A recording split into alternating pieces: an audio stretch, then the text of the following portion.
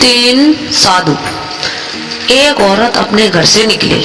उसने घर के सामने सफेद लंबी दाढ़ी में तीन साधु महात्माओं को बैठे देखा। वह उन्हें पहचान नहीं पाई।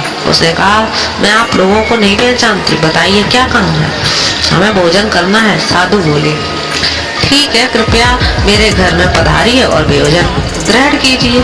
क्या तुम्हारा पति घर में है? एक साधु ने प्रश्न किया। नहीं, वह कुछ देर के लिए बाहर गए हैं, औरत ने उत्तर दिया। तब हम अंदर नहीं आ सकते, तीनों एक साथ बोले। थोड़ी देर में पति घर वापस आ गया। उसे साधुओं के बारे में पता चला तो उसने तुरंत अपनी पत्नी से उन्हें पुनः आमंत्रित करने के लिए कहा। औरत ने ऐसा ही किया। वह साधुओं के समझ गई और बोली, जी, अब मेरे पति वापस आ गए हैं, कृपया आप लोग घर में प्रवेश करिए।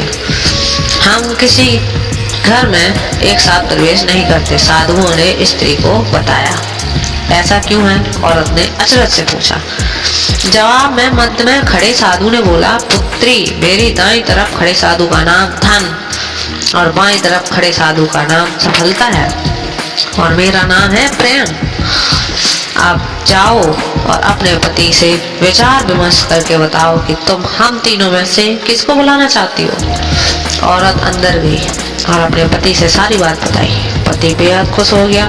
वाह, आनंद आ गया, चलो जल्दी से धन को बुला लेते हैं। उसके आने से हमारे घर में धन दौलत भर जाएगा और फिर कभी पैसों की कमी नहीं होगी। औरत बोली, क्यों ना हम सफलता को बुला लें, उसके आने से हम जो करेंगे वही सही होगा और हम देखते ही देखते धन दौलत के मालिक बन जाएंगे।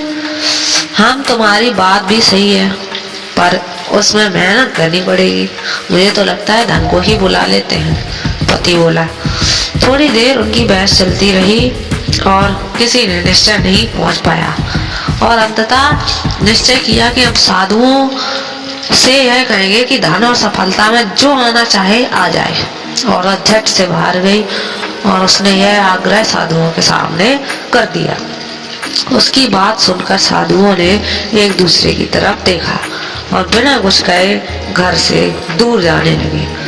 अरे, आप लोग इस तरह वापस क्यों जा रहे हो? औरत ने उन्हें रोकते हुए पूछा।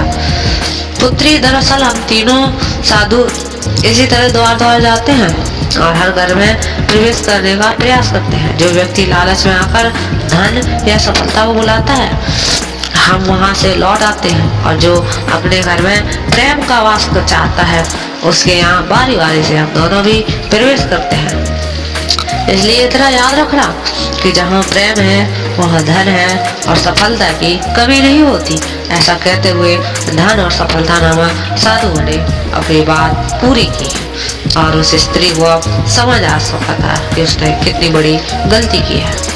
इसीलिए कहते हैं, प्रेम करते रहिए, प्रेम को बांटते रहिए और अगर घर में प्रेम रहेगा, लड़ाई झगड़े नहीं होंगे, तो आपका घर सफलता की ऊंचाइयों को छूता रहेगा।